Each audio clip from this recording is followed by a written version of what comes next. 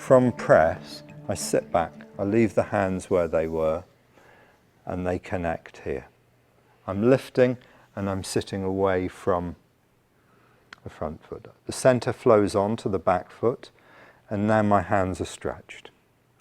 Then I move in underneath, leaving the hands where they were. Bring the center through, the chest through, and the hands through. That's the movement, done really slowly, trying to talk through the stages of the circle that you're going through. So that movement is in every posture of the form that comes into a centrally stable posture. Say, for example, from press, I go through exactly that circle into push. I sit back, I lift, the center sits right back over the tail, sitting away from the hands. I move into the center, sinking, moving in. I drop the hands over a ball. Small advancement of the center, wait for the chest, wait for the hands. That fifth loosening exercise is in all the postures of the form. And what I try and do when I do the form is not think about the hands, but just try and get the center moving on the correct way. And the rest of it, if connected, takes care of itself. Yeah? So let's go from press. We can do press facing this direction. The hands are at the height of the throat, and the finish of the posture, you settling onto the front foot. So here, just like the fifth loosening exercise, we release all the tension in the lower back and in the back leg. And that comes from dropping 100% to the front foot so that the back leg can be released. Doesn't mean we have to lean forwards over the front foot to get that to happen. It just means we drop to the front foot so the back leg can be free and ready to receive what's going to pour into it. So we leave the hands behind. We're just going to think of moving the center as we did in the fifth loosening exercise. So we leave the hands behind as if there's a big ball here, big iron ball, and our hands are going to open up around that ball. So we sit the center slightly up and slightly back to the highest point, and the hands begin to open. We let the center carry on moving, and it sits right back over the heel, and now the hands are fully stretched. Fingers where they started. Then we move down and forwards. The hands are falling over a ball as we move in. Center's going into the 50-50 position. And then finally, to push, the center advances, the chest opens, and then the hands come through in a wave.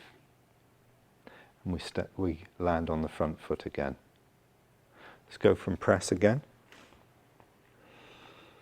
Hands crossed at the height of the throat. Imagine a big iron ball here, and the hands are just going to drape over it. As we sit back, the right hand is pulled through the left, the center lifts and sits to the highest point, contracting upwards, flowing on, releasing downwards, sitting right back, pulling on the arms. Now the arms are stretched. Continuing to sink down, the hands drop over a ball, the center goes down and forwards, the whole body is stable, relaxed, upright, and at its lowest point. The hands feel like they're just resting on the ball. From here, the center advances.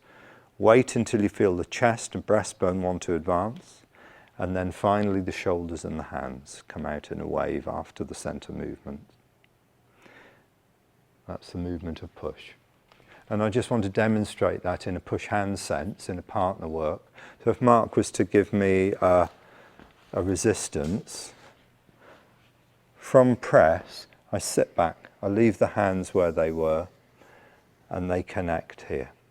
I'm lifting and I'm sitting away from the front foot. The center flows on to the back foot, and now my hands are stretched. Then I move in underneath, leaving the hands where they were. Bring the center through, the chest through, and the hands through.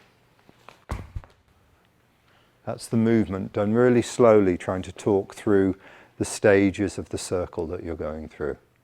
If I just move in a straight line, it doesn't have the effect of bringing forces up and down through the body. That's intermediate to advanced level to get those things to happen smoothly. For the beginner learning Tai Chi, all we want to try and do is get the body moving in the right way. Smoothly, fluidly, remaining upright, relaxed, coordinated, and accurate. Those are the external things to look for. Yeah? So if you're learning this, if you're learning the postures, then you look for the simple basic things to get the externals right. Upright, relaxed, fluid and continuous movement, stable in the center, accurate. Those are the first things, and probably even for a couple of years it's enough just to learn that. Then the next layers would be the center moves first and the arms follow. That brings in that feeling of fluidity on top of all the accuracy. Then the next layers, this five-stage vertical circle. Contraction, relaxation, continued relaxation turning into stretch. As the center advances, the body unstretches and the power comes through to the partner.